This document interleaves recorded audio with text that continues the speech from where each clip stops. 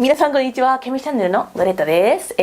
最近いろんなことに挑戦してきたので、今回の動画も、久しぶりに頑張って日本語で、動画をアップしたいなと思ったんですけど、もちろん CC 字幕もつけておいたので、よかったらぜひ使ってみてください。でもそれより今日の動画は2つの報告があります。っていうのはまずは、試験のことですよね。もう言えないんですけど、今年の夏、日本の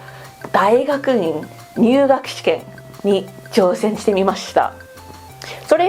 の結果は一つの報告です。2つ目の報告はまた試験なんですけど、この間先週の日曜日に日本語能力試験に、挑戦してみました。で結果はまだ出てないんですけど、そのツイッターでロレッタを受かりそうですかとか、その感想はっていういろんなツイートが来たので、とりあえず、少しだけそのロレッタの感想と受験した日の状況とか変わったところとか、これ変だなと思ったところを少しシェアしたいなと思ったので、今日はそういう2つの報告でみんなとシェアしたいなと思いました。本当にどっちでも疲れる。日本の試験なんてすごい疲れる。半端ないね、日本は。さすがに。そうだけど、その具体的な感想に行きましょう。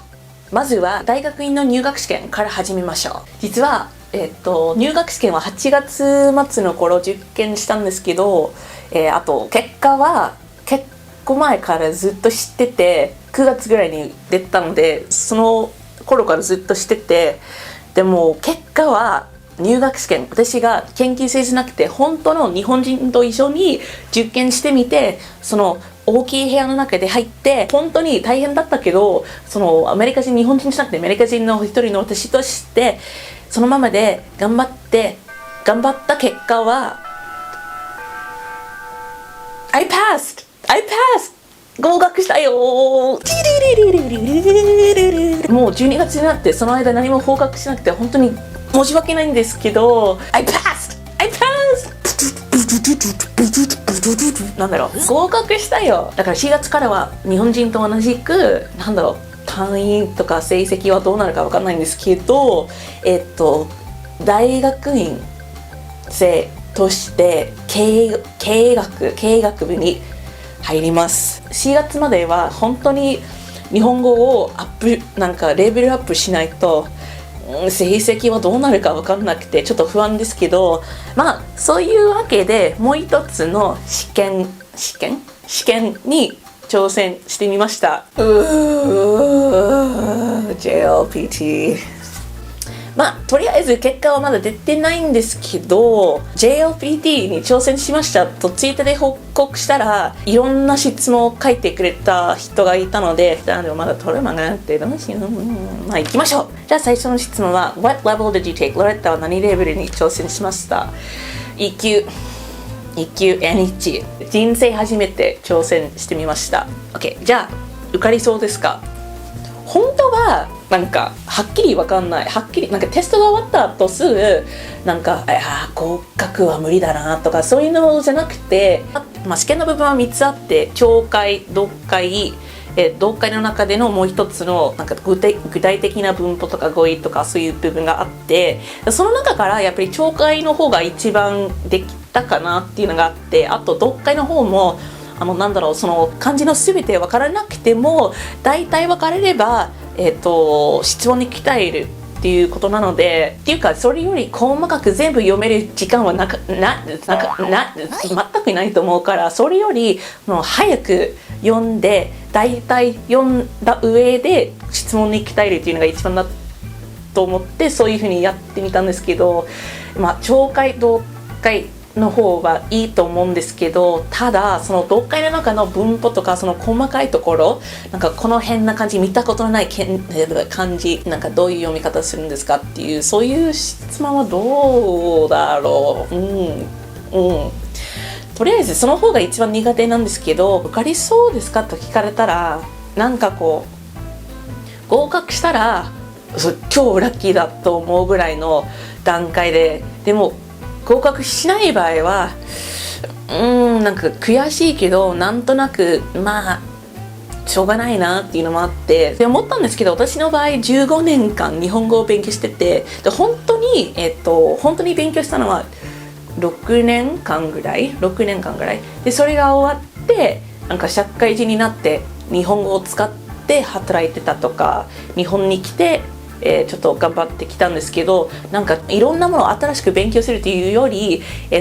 前に見たことのあるものを取り戻そうとして、とりあえず結果はまだ出てないのでわからないんですよね。なんか1級と2級の間のギャップっていうより、なんかそういうのじゃなくて、アメリカと日本で受験するとそこでの状況のギャップがすごい感じたの。なんかアメリカの場合は別になんかワターボトル、水のウォーターボトルを持ってもなんか実際にしてもいいっていうふうに言われて、あと時計もあって、その時間の管理もなんか見ながらテストに挑戦できるっていうふうに思ったんですけど、日本の場合は時計は全くなくて、なんでないの？なんか別に漢字が書いてあったわけでもないから、なんで時計ないのって思ったんですけど、それよりなんか時計がなくて、あとその本当にルールに従ってその担当する人がいろんなルール言ってるんですけど、日本の方が厳しい、落ち着かない、やっぱり。だからこれ本当に重要なポイントで、みんなにも説明したかったんですけど、日本で受験するときに腕時計を実践してもいいと書いてあったら、それは受験してもいいよっていうなんか教科じゃなくて時計がないっていう注意ですよ。例えば入学試験の方は5時間ぐらいかかって、でこの日本語能力試験は3時間半ぐらい4時間ぐらいかかって、その間に時間の管理ができなければうまくいけるっていう可能性が低いっていうか下がるから、本当に重要なポイントでみんな腕時計を持ってってください。なんかちなみに暗くなってきた。でも本当になんかその結果はどうなるだろ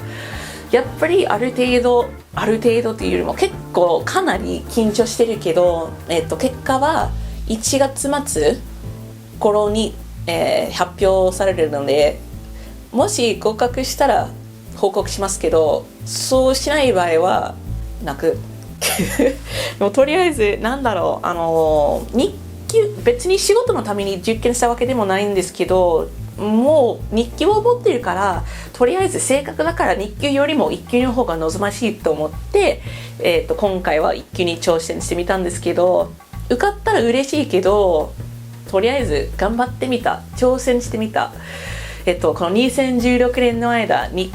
2つの日本の試験に、挑戦してみた。では今日はその2つの報告でした。入学試験合格した、日本語能力試験挑戦してみた、結果はまだ分かりませんけど、とりあえずそういう報告です。あと3つ目の報告もありますけど、リビングのカーテンを新しくしました。新しいカーテンを買っちゃいました。どうですか？なんか変な生き物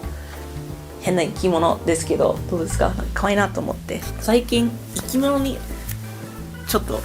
ハマってますけど、これもウサギの口下なんですけど、どうですかみんな？ Do you like my animals？ 人間の私もそうなんだけど、変な生き物だらけですいません。どうですか？どんな雰囲気？ I kind of like it a lot。 まあ今日はそういうことでちょっと長くなりましたけど、最後まで見てくれて本当にありがとうございました。あと能力試験の結果が出たらまた動画で、発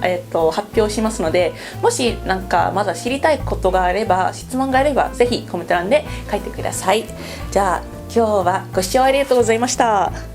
I'll see you guys in another video. またね。